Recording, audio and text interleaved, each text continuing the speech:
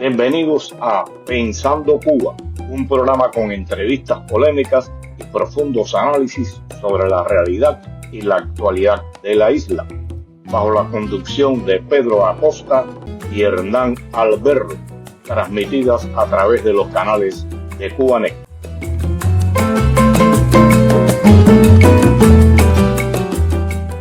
Tengan todos muy buenas tardes y bienvenidos a esta emisión de Pensando Cuba. Me acompaña, como siempre, desde Madrid, mi amigo y colega Hernán Alberto. Y acá desde Miami les habla Pedro Acosta. ¿Cómo estás, Hernán? Muy bien, Pedro. ¿Cómo estás tú? Bien, bien, bien. Hoy vamos a conversar eh, sobre un tema que abarca diferentes aspectos, sobre una persona que los cubanos de la isla tienen una idea muy mala sobre él. Se pinta como un terrorista, una persona que quiere destruir al país y otras cosas más. Y pienso que este programa nos va a servir para poner en contexto la realidad de la Asamblea de la Resistencia Cubana y del escritor político y secretario general de la Asamblea para la Resistencia Cubana, Orlando Gutiérrez Borona. Bienvenido, Orlando. ¿Cómo estás? Gracias, Pedro, por invitarme. Es un placer estar en este programa. Bueno, Orlando, vamos a hablar un poco cómo surge la Asamblea, quiénes la fundan y cuáles son sus objetivos para que se vaya teniendo una idea nuestros televidentes, nuestros radio oyentes también sepan de qué va la Asamblea para la Resistencia Cubana. Después vamos a hablar un poco también de ese terrorista que ven en ti. La primera vez que fui allí a encontrarme contigo, yo dije, bueno, voy con traje militar, voy con un fusil, o voy con guayabera, y realmente me encontré con un hombre muy sencillo, muy afable. Nada que ver cómo pintan a ti y a tu organización en Cuba. Dime. Bueno, Pedro, en primer lugar, para mí es un placer, como te decía, poder compartir en un programa contigo y con una persona que aprecio hace muchos años, Hernán Alberro, que es un argentino que ha luchado muy duro por la libertad de Cuba y los derechos humanos en Cuba. Así que agradezco que me inviten a este espacio. El régimen comunista de Cuba ciertamente ha hecho todo lo posible por darme una mala imagen a mí y a la Asamblea dentro de Cuba. Todos los días recibo mensajes desde Cuba y en esta comunidad cubana en el exilio que demuestran todo lo contrario de lo que opina el pueblo de Cuba, de lo que estamos haciendo, de lo que pensamos, de lo que somos, que son mensajes de aprecio, son mensajes de apoyo, de respaldo, y ciertamente la Asamblea ha crecido por el respaldo de esta comunidad. La Asamblea de la Resistencia Cubana se fundó en el año 2009 como resultado de la cooperación que habían establecido una gran cantidad de organizaciones cubanas dentro y fuera de Cuba en base a la campaña de la no cooperación. Esa fue una campaña que fue lanzada desde dentro de las prisiones cubanas. En aquel momento la lanzaron José Daniel Ferrer desde una prisión y Jorge Luis García Pérez Antúnez desde otra prisión, donde convocaron al pueblo de Cuba a no cooperar con la tiranía. Y pensamos que ese llamado era tan estratégico, tan valiente, tan acertado, que se creó una fuerza de trabajo de las diferentes organizaciones para apoyar la campaña. Y de ahí nació la Asamblea de la Resistencia Cubana. ¿Por qué la Asamblea? Porque la verdadera y genuina lucha por la libertad del pueblo de Cuba ha surgido de los municipios, ha surgido de las provincias, ha surgido con un movimiento desde la base hacia arriba, con movimientos populares, surgió, y cuando digo popular no estoy usando el término este gastado de los marxistas, sino que surgió de los propietarios cubanos, surgió de un movimiento de aquellos cubanos que, que valoraban su trabajo, valoraban su libertad, ambicionaban una Cuba nueva, querían una Cuba donde la libertad primara y la justicia primara, querían quitarse de encima el yugo colonial, y en cuanto cada vez que podían, en cuanto se levantaban en armas, el primer paso era la asamblea constituyente, ir a una asamblea, establecer las leyes. Por cierto, las constituciones mambisas son una joya en cuestión de derechos, porque se basan todo en la premisa, en el fundamento de que el ser humano es libre, de que la soberanía radica en el pueblo y que la función de la Constitución es decirle a un gobierno las cosas que puede hacer. Lo demás está en manos de la ciudadanía. Y creo que en una Cuba futura tenemos que regresar a ese legado Mambí, a ese legado constitucional de nuestras luchas por la independencia, que fueron no solamente luchas por la independencia, fueron luchas por la ciudadanía, fueron luchas por establecer una república entre cubanos. Esa era la prioridad de nuestros fundadores, crear una república. La naturaleza política de esa república podría variar, pero su fundamento era que los cubanos se gobernaran a sí mismos en base al respeto al derecho. Entonces, la Asamblea de Resistencia Cubana recoge esa tradición asambleísta, municipalista, de sociedad civil, de las luchas por la independencia de Cuba, de las luchas por la república. Está nutrida por organizaciones de sociedad civil dentro y fuera de Cuba. Cuando quiero decir sociedad civil, es partidos políticos, sindicatos, organizaciones de veteranos, de presos políticos, movimientos de mujeres, movimientos de jóvenes, movimientos de artistas, religiosos. Los masones, las federaciones masones han participado mucho. Es una muestra de lo que es la sociedad cubana en su diversidad, en su pluralidad y en su unidad de criterios sobre qué constituye nuestra esencia política como cubanos. La Asamblea se basa en el Acuerdo por la Democracia en Cuba, que es un acuerdo suscrito por casi toda la oposición cubana, en el cual se establecen 10 principios fundamentales para la transición a la democracia en Cuba. Y de ese Acuerdo por la Democracia se fundamentó la Asamblea, que ha ido, por supuesto, desarrollando un programa de transición de cómo devolverle la soberanía plenamente al pueblo de Cuba. Eso no es negociable. Esta lucha es el mandato de la resistencia, es la devolución de la soberanía plena al pueblo, la devolución de los derechos al pueblo cubano íntegramente. Ese es el mandato de la resistencia. Estamos ante un régimen que prometió que su lucha se basaba en restablecer la Constitución, restablecer la soberanía del pueblo, hacer elecciones en 18 meses, 65 años después todavía estamos esperando por las elecciones libres. Y en el proceso de poder consolidarse en el poder, se dedicaron a destruir la sociedad civil cubana, metódicamente, científicamente. Trajeron a una gran cantidad de extranjeros con una ideología también extranjerizante para destruir nuestra economía nacional y hacernos gobernables. Todo lo que digo no lo digo en exageración, lo digo porque lo he estudiado, porque lo he leído. He visto lo que ellos plantearon, comprendiendo ahora lo que ellos planificaban. Cuando digo ellos, digo a este grupo que era comunista primero y cubano después, que le impuso a Cuba este tipo de régimen. Y por supuesto, no todos eran cubanos. Algunos de los principales arquitectos veían en Cuba solamente, única y exclusivamente, una plataforma desde la cual montar una base comunista efectiva para la visión esta de la revolución comunista mundial. Entonces la Asamblea recoge esa tradición democrática, ese deseo patriótico de los cubanos de tener un gobierno de cubanos para cubanos que esté en función de los altos ideales de la civilización de la cual somos parte, y que no se puede entender la cubanidad, no se puede entender a las grandes mentes y conciencias de la cubanidad si no lo vemos desde el prisma de esa civilización occidental de la cual somos parte. Antes de que Hernán, como yo digo siempre, dispare, tocaste un aspecto ahí, constitución.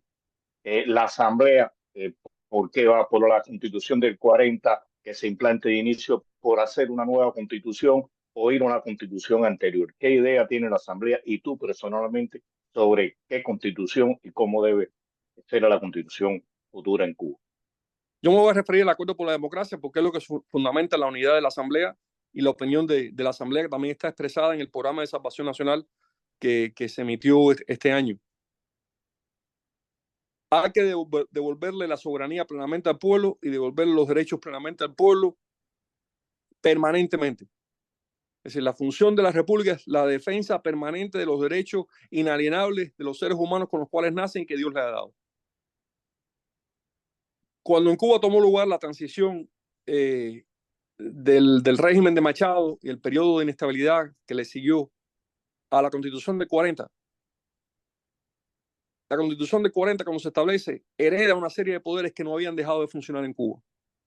Cuando se implementa la Constitución de 40, había un poder jurídico, había un poder congresional y había un poder ejecutivo electo por el pueblo de Cuba en base a las constituciones provisionales del 34 y del 35. El país hoy se enfrenta al hecho de que las instituciones de ejercicio de la soberanía popular no existen. El régimen acabó con ellas. Entonces, la Constitución de 40 se ve ante esa primera limitación, que es que no existen las instituciones a las cuales se refiere. Por tanto, lo que propone el Acuerdo por la Democracia y lo que propone la Asamblea es una ley constitucional provisional que en un plazo no mayor de 2 años reorganice la base de los poderes soberanos fundamentales, lleve a cabo las elecciones para un Congreso multipartidista y que desde ese Congreso se organice entonces la base para la elección presidencial multipartidista. Porque sin un poder jurídico independiente propiamente constituido, sin un poder electoral constituido, sin un poder legislativo, sin un poder ejecutivo, el pueblo de Cuba no puede ejercer efectivamente esa soberanía. Y de nuevo, queremos la devolución plena de la soberanía del pueblo de Cuba de manera permanente. Y la única forma de hacer eso es mediante el restablecimiento de toda la estructura republicana que el régimen totalitario se dedicó a destruir. No, antes de darle la palabra a Hernán, ¿qué no ha destruido el castrismo en Cuba? Sociedad, economía, política, infraestructura. Hay que hacerlo todo nuevo y cuando lo vayamos a hacer hay que hacerlo bien hecho. Hernán. Habiendo dicho eso, Pedro, pienso que la Constitución de 40 está llena de valores, tiene cosas muy buenas, supo absorber y reproducir cosas muy buenas de la Constitución del 1. La Constitución de 1901 es una muy buena Constitución que tenía la tara de la enmienda Platt, por lo tanto es irreproducible para nosotros en el futuro, pero tiene fundamentos muy importantes.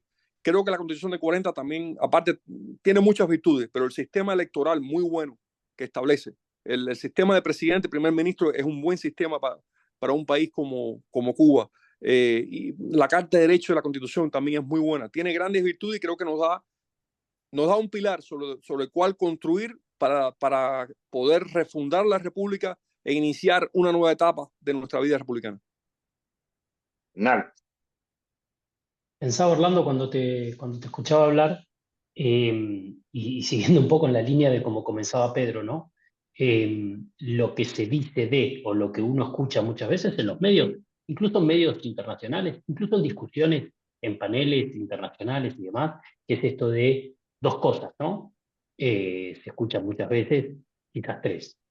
La primera, la oposición está totalmente fragmentada, en Cuba no hay oposición, no se unen, no se ponen de acuerdo, nadie logra, digamos, una idea en común. La segunda es que no están capacitados para un proceso de transición, no tienen los elementos para. Y la tercera, que creo que muestra un poco la hilacha, es ¿y quién reemplazaría a el gobierno actual, Díaz-Canel o Raúl Castro o quien fue? Te escuchaba hablar y creo que queda respondida la pregunta que te quiero hacer al respecto, pero ¿qué le dirías a esta gente que plantea estas cuestiones, teniendo en cuenta tu experiencia con la Asamblea? Hernán, son 3 excelentes preguntas que me has hecho y te las agradezco. En primer lugar, hay que entender que el comunismo como doctrina descarta la existencia de la verdad. El comunismo en sus fundamentos filosóficos descarta que puede existir una verdad histórica objetiva, sino que cada época crea su propia ética y esa es la ética de cada época. Y la lucha social va trascendiendo cada ética. Ese es el caos, esa es la doctrina del caos.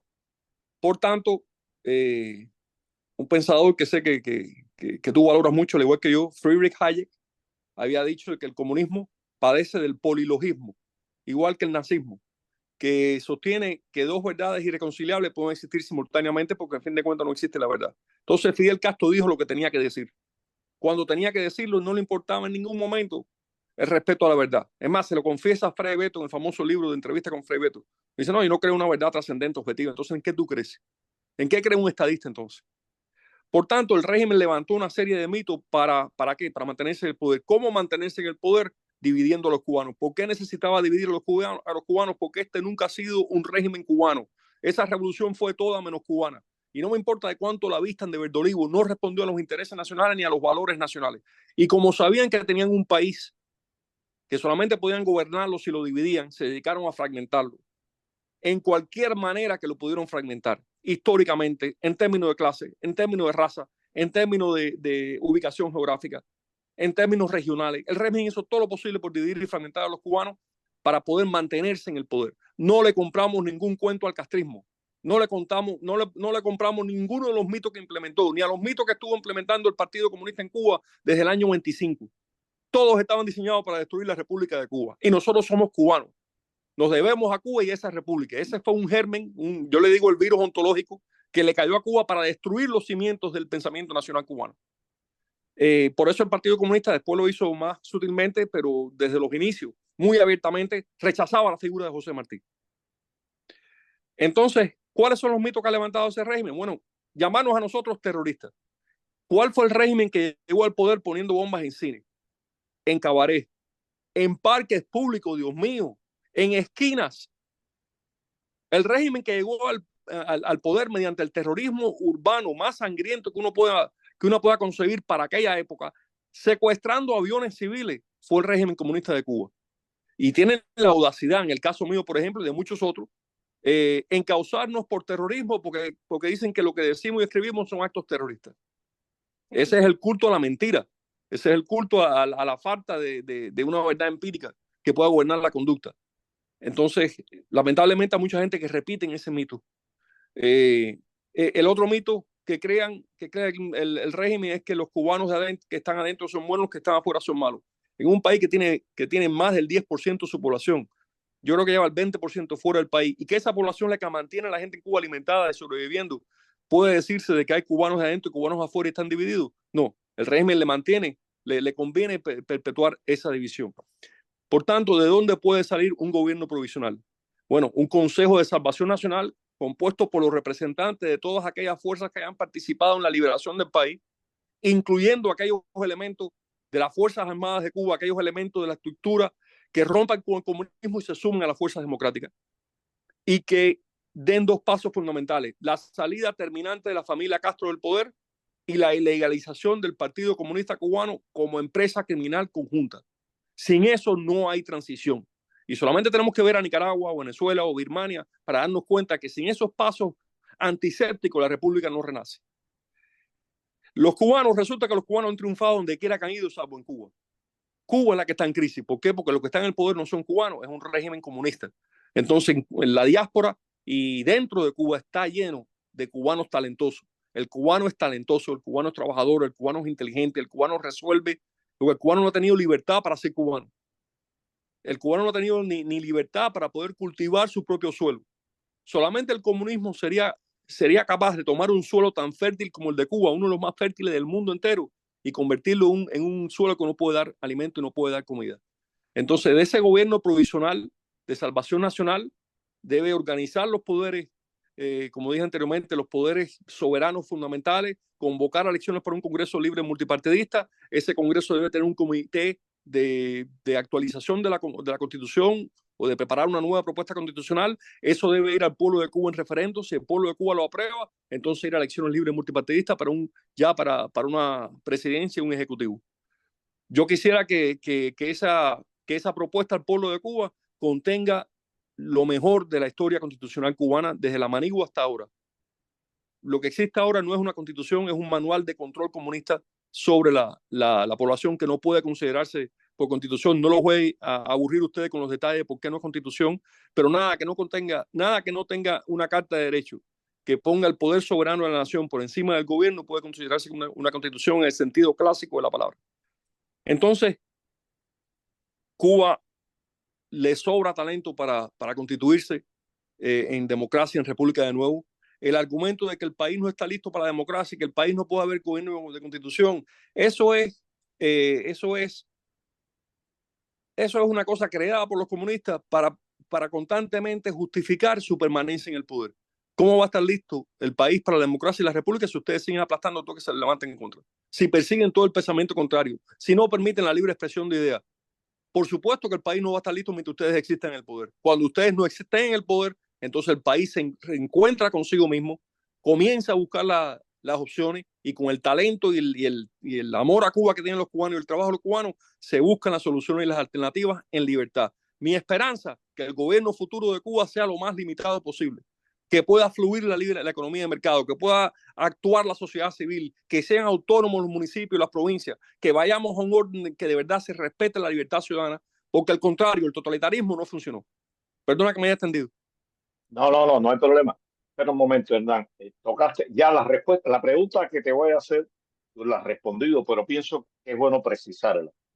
Oigo a algunos hablar de anexión. Se olvidan de dos cosas, de tres cosas. La primera, que eso no depende de una parte, depende de dos partes. Estados Unidos nunca ha tenido el interés en anexarse a Cuba, cosa con la que yo no estoy de acuerdo tampoco con la anexión, pero van más allá diciendo eso que tú has dicho y que dicen los comunistas, que los cubanos no estamos preparados para llevar un gobierno que no sabemos gobernarnos. Craso error, y lo oigo decir personas que no están con la revolución, que quieren libertad, que quieren democracia y están hablando de anexión. Pienso que están muy equivocados en todos los sentidos y como tú dices, los cubanos sí están en condiciones de dirigir el país. Algo que quieras decir a respecto de esta situación. No, también estoy disfrutando mucho esta conversación, Pedro, porque tiene sustancia. Este llamado al anexionismo que algunos cubanos desesperados hacen es un resultado de la patología, de lo que se llama en filosofía la neumopatología del marxismo, que han creado un país que estaba tan seguro de sí mismo en 1959, un país que estaba levantándose. El milagro económico cubano entre 1902 y 1959 es impresionante. Los primeros 30 años de república no tienen parangón en la América Latina en términos de crecimiento que tuvo ese país, en términos de mejoría de los niveles de vida, y se hizo bajo una república imperfecta. Porque esa es la realidad. Nosotros no somos utópicos ni vendedores de mentiras como los comunistas. Luchamos por una democracia que va a ser imperfecta. Está diseñada para la imperfección. Igual que los Estados Unidos. Está diseñado para balancear la imperfección. Entonces, mira, el planteamiento de anexión es irreal. Cuba es una nación. Cuba es una nación en lo que más importa, que es en el fundamento espiritual de la misma. Y esa nación tiene su destino, tiene su identidad, y hay que amarlo, quererlo, preservarlo, porque es lo que somos. Es un aporte al alma de la humanidad, es un aporte a lo que nosotros mismos somos, la existencia de la cubanidad. Que Cuba debe buscar, que le convendría al Estado cubano buscar la comunidad económica con Estados Unidos, seguro que nos conviene buscar esa comunidad económica. Claro que sí. Si existía, ya existía naturalmente. No fue beneficiosa la comunidad económica de Estados Unidos, que no existía por proclamación, pero existía de hecho. La inversión norteamericana en Cuba fue positiva para el país. La compañía de electricidad cubana, la compañía de teléfono que existía en Cuba, que eran compañías americano-cubanas, dieron su servicio. Cuba era el país que más teléfono tenía por per cápita en América Latina. Cuba era un país que estaba al frente de América Latina en generación y distribución de electricidad. Tengo entendido que Cuba ya exportaba electricidad en los años 50. Tengo que fundamentar ese dato, pero tengo entendido eso. Entonces, ¿qué es lo que no ha funcionado? Castro vendió para efecto de su poder personal, única y exclusivamente, Pedro, porque ahora uno se da cuenta del cálculo de este tipo. Para efecto de su poder personal y perpetuación del mismo, quiso darle la vuelta a la historia y volver a vincular a Cuba y subordinar a una potencia extranjera en Europa. Entonces, el alejamiento con Estados Unidos, que es un polo de desarrollo democrático libre en el hemisferio, le convino a Cuba, le ha convenido a los cubanos. ¿No? Creo que la comunidad económica es un paso inteligente. Creo que hay muchos aspectos, por ejemplo, la banca cubana del futuro. La banca cubana hay que sanearla, hay que purificarla. Todos estos bancos creados por el régimen, eso hay que cerrarlo y empezar de nuevo, con una banca que se ajuste a las normas de la banca internacional, en directa referencia, en directa comunicación con la banca de los Estados Unidos. La banca cubana se desarrolló tan fuertemente antes del castrismo, precisamente por esa relación, y el cubano fue muy buen banquero antes del régimen. Que debemos buscar en muchos aspectos la comunidad jurídica con Estados Unidos, también creo que lo debemos buscar. El mundo mismo se mueve hacia eso. Hay muchos elementos de nuestra tradición legal y jurídica que coinciden con la de Estados Unidos, y creo que hay aspectos clave como es la defensa del país, de nuestra nación, en una democracia contra los cárteles de la droga y contra las organizaciones criminales que ahora están aliadas con el régimen comunista de Cuba, que nos hace falta esa comunidad jurídica con Estados Unidos para enfrentar ese flagelo que está padeciendo, por ejemplo, Centroamérica. Y todo eso lo podemos hacer desde nuestra soberanía. Es más, la única forma de hacerlo es desde nuestra soberanía plenamente respetada. Pero un país en el cual los cubanos no tienen derecho a expresarse, a votar, a unirse, ¿cómo es que ese país expresa su soberanía? ¿Cómo es que expresa su libre determinación? No lo puede hacer, porque la libre determinación, su única fuente real es el individuo. Y si el individuo está coartado, está subyugado y está amordazado, no puede expresarse. Y si no puede expresarse el individuo, no se puede expresar la sociedad y el país no está libremente determinado. Entonces, desde la libre determinación de los cubanos, es cuando efectivamente defendemos la soberanía y efectivamente podemos entrar en uniones, en tratados, en acuerdos que defiendan a los cubanos. Yo le garantizo a usted que si Cuba es realmente libre, si el cambio es de verdad, esos mismos cubanos que piden anexión van a estar orgullosos de su nación una vez más porque la van a ver brillar como debe brillar. Y creo que tenemos que mirar algunos ejemplos de eso. En el año 49, Taiwán era 10 veces más pobre que Cuba. Israel creo que iba más o menos por la misma. Israel estaba naciendo en ese momento. ¿Dónde está Cuba ahora y dónde está Israel y Taiwán? Hernán. Orlando, quería destacar un elemento que tú mencionas y que me parece que es clave en esta conversación y lo has dicho varias veces, que tiene que ver con el valor de las instituciones. Me gusta mucho en tu exposición una ausencia permanente de nombres propios, ¿no? O sea, bueno, sí, claro, has mencionado a Castro, has mencionado, pero la verdad es que, como tú lo dices, o sea, hay un diseño institucional implementado en el 59 por el castrismo, pero que ya venía constituyéndose de alguna manera como un germen previamente en la sociedad con el Partido Comunista que mencionabas, que llevó a que la Cuba que exportaba electricidad hoy no puede mantener sus luces encendidas, ¿no? Y lo mejor de todo, me parece a mí, es la solución a esto, que es, de nuevo, no nombres propios, sino un entramado institucional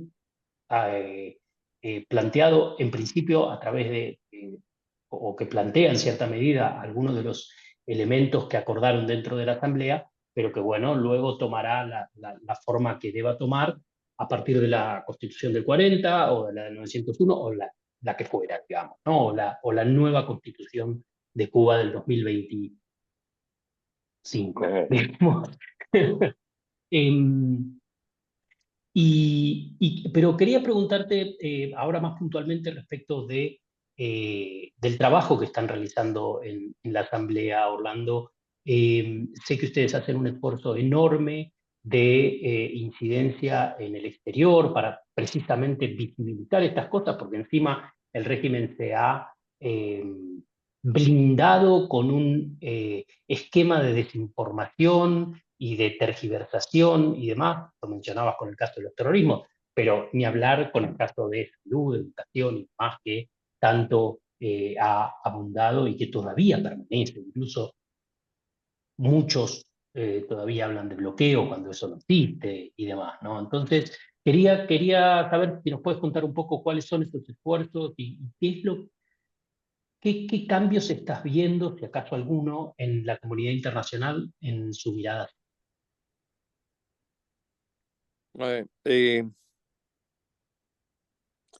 Hernán, la comunidad internacional ha pasado por diferentes etapas en cuanto al tema de Cuba. Estamos saliendo de una etapa muy complicada, muy difícil, en la cual los estándares de democracia y derechos humanos que se habían logrado cayeron en crisis. La guerra civil en Siria transformó la forma en que el mundo entendía los derechos humanos para lo peor. Es decir, bajó el nivel de aceptación internacional de lo que era la violación de los derechos humanos. La monstruosidad de lo que ocurrió y está ocurriendo en Siria.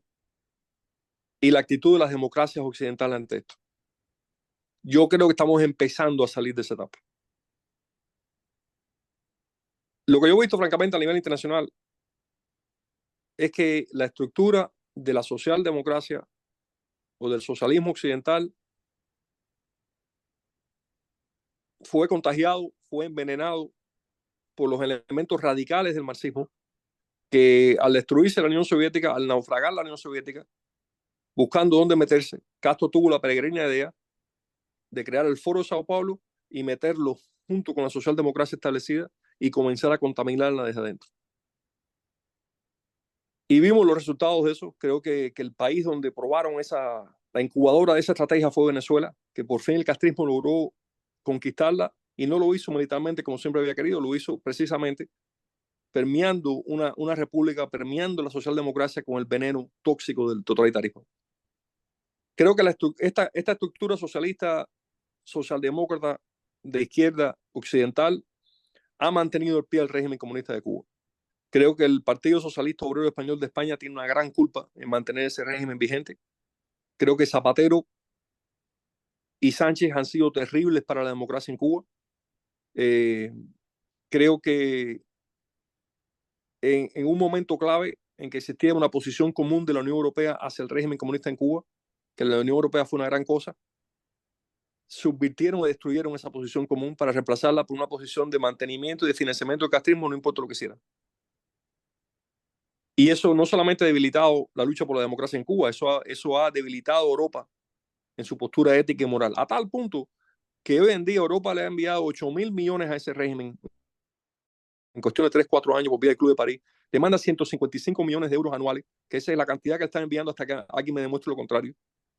Y ese mismo régimen lo que hace es enviar cubanos a pelear a Ucrania bajo órdenes rusas, completamente en contra de los intereses europeos. Entonces, ¿qué yo veo en el orden internacional? Canadá ha jugado un rol similar de mantenimiento de ese régimen, sobre todo bajo Trudeau. Yo estoy comenzando a ver luz al final del túnel. Creo que hay transformaciones profundas, importantes, tomando lugar en Europa. Vimos las recientes elecciones europeas, vimos la recomposición del Parlamento Europeo. Hemos visto como el Parlamento Europeo en un año ha pasado 2 resoluciones tremendas sobre Cuba pidiendo el final de ese financiamiento. El Parlamento Europeo ha excluido de su sede y sus oficinas a los representantes del régimen.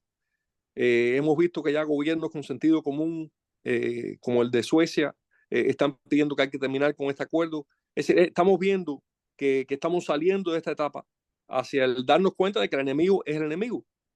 Segundo, yo creo que esa tesis de que se podía coexistir en democracia con un partido totalitario, creo que las experiencias duras, terribles de Nicaragua, de Venezuela, de Birmania, han demostrado que eso no es factible.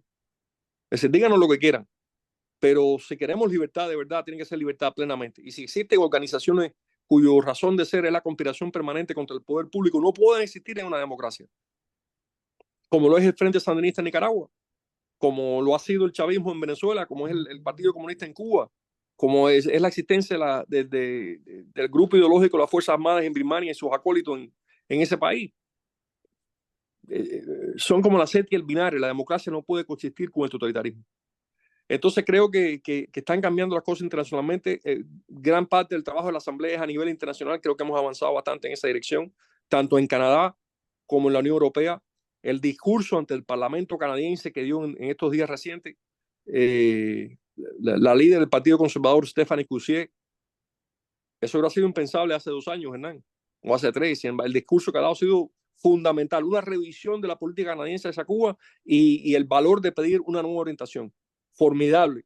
Esa misma líder ha tenido el valor de venir a Miami a reunirse con nosotros aquí, a pesar de todo lo que dicen de que somos los gusanos, los terroristas, no, ha tenido el valor de venir y conocernos de verdad y saber quiénes somos. Entonces creo que hay cambios importantes, pero creo que lo que anima todo esto, Hernán y Pedro, es la resistencia del pueblo cubano. Un gran cubano sobre el cual le han mentido mucho al pueblo de Cuba, que algún día la vasta mayoría de los cubanos lo conocerán bien y valorarán lo que hizo. Andrés Nazario Sargén decía que un pueblo procuraba su momento de lucha y el pueblo cubano ha procurado su momento de lucha cada vez que ha podido. Y desde el 11 de julio para acá no han cesado las protestas, los desafíos, las multitudes en las calles, el colapso del sistema de represión a nivel de cuadra que ha tenido lugar el pueblo de Cuba una y otra vez hasta este año. Esas manifestaciones masivas que vimos en Oriente, que vimos en Santiago, en Bayamo, en Manzanillo, todo eso muestra que este pueblo quiere el cambio y que se ha levantado para ese cambio. El 11 de julio es un símbolo de eso. ¿Por qué el régimen no puede darse el lujo? ¿O por qué el régimen tiene que tener a más de 1.000 muchachos presos por esa protesta? Porque saben que ahí está la esencia del cambio. Ese levantamiento del pueblo de Cuba y la unidad que existe dentro de la Asamblea de Resistencia Cubana, creo que nos está abriendo muchas más puertas. El año pasado fuimos recibidos oficialmente por 5 presidentes, por 6 congresos nacionales.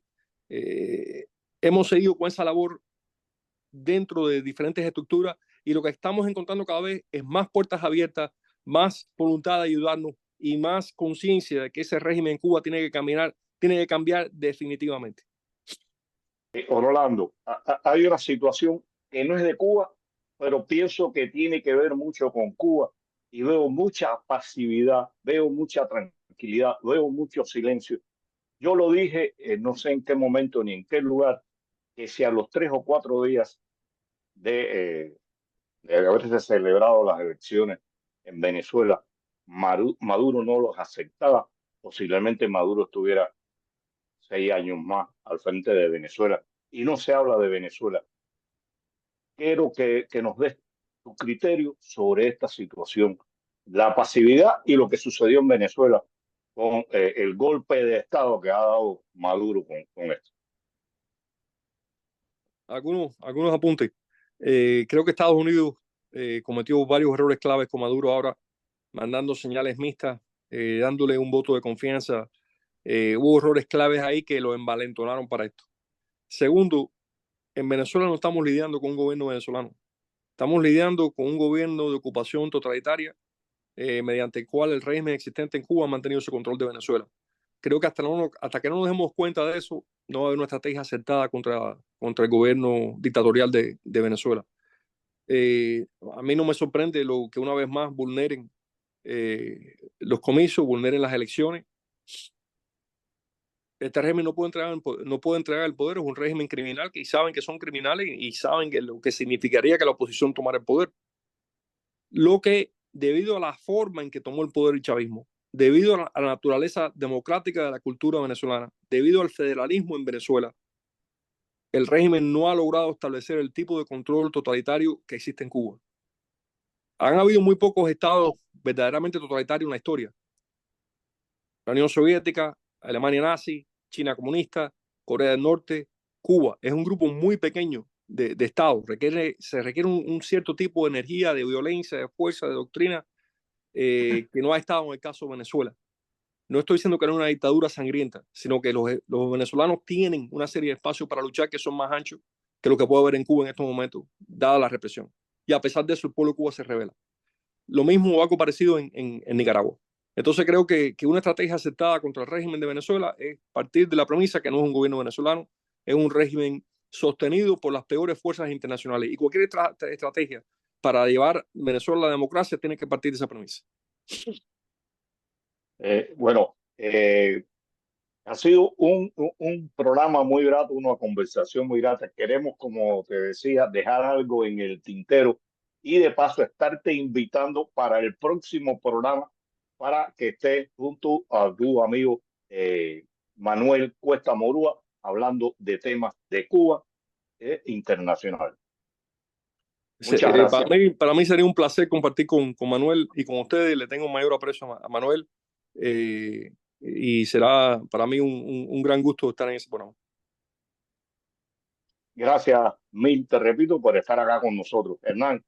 Me sumo al agradecimiento. Pedro, no sé si sabes, cuando yo empecé a entender un poco lo que pasaba en Cuba y me empecé a comprometer con la causa cubana, me hablaron de un grupo de jóvenes en Miami que estaban planteando una manera diferente de pensar la transición en Cuba, pensándola desde adentro y no desde afuera, que estaban planteando una mirada desde el exilio distinta de la que se veía en ese momento. Y bueno, y ahí me involucré a través de bueno, lo que era el germen primero de Cadal y demás, y precisamente fue a través de Orlando, que era de este grupo de jóvenes que estaban involucrados en ese proceso, que yo me empecé a comprometer con esta causa que más de 20 años después sigue viva. Así que mi agradecimiento a Orlando por eso y por supuesto por haber participado en este programa y como decimos siempre, dejamos hecha la invitación para nuestra audiencia para el próximo sábado a las 5:30 de la tarde por los canales de Cubanet para seguir pensando Cuba.